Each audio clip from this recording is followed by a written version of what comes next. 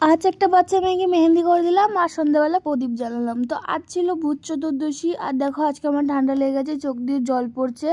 তো আজকে হচ্ছে আমি সকালবেলা ঘুম থেকে উঠলাম, তখন একটা বুনি এসে আমাকে বললো, দিদি আজকে তুমি আমাকে মেহেন্দি পরিয়ে দেবে? আমি বললাম হ্যাঁ পরিয়ে দেবো, তুমি যাও গিয়ে মেহেন্দিটা নিয়ে আসো।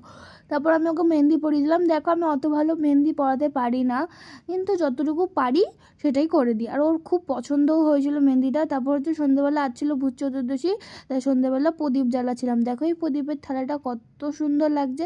তারপর হচ্ছে ঘরের সব কোনায় কোনায় আমি প্রদীপ দিচ্ছিলাম। আর আজ তো ভূত চতুর্দশী, তোমরা কারা কারা 14 শাক খেলে আর 14টা প্রদীপ জানালে কমেন্টে অবশ্যই আমাকে জানাবে।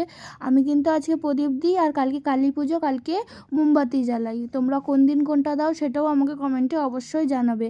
আর তারপর দেখো আমি ঘরের সব জায়গায় প্রদীপ দিয়ে দিচ্ছিলাম, কারণ আজকে সব জায়গায় নাকি প্রদীপ জ্বালিয়ে আলো করতে হয়। তো দেখো আমি সব জায়গায় গেটে দুয়ারে সব জায়গায় দিয়ে দিয়েছি।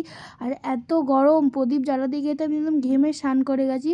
আর কালী পুজোতে এত গরম, বাপরে বাপ। তারপর দেখো আমি এখানটা লাইট দিয়ে সাজিয়েছিলাম, কেমন লাগছে জানিও। টাটা।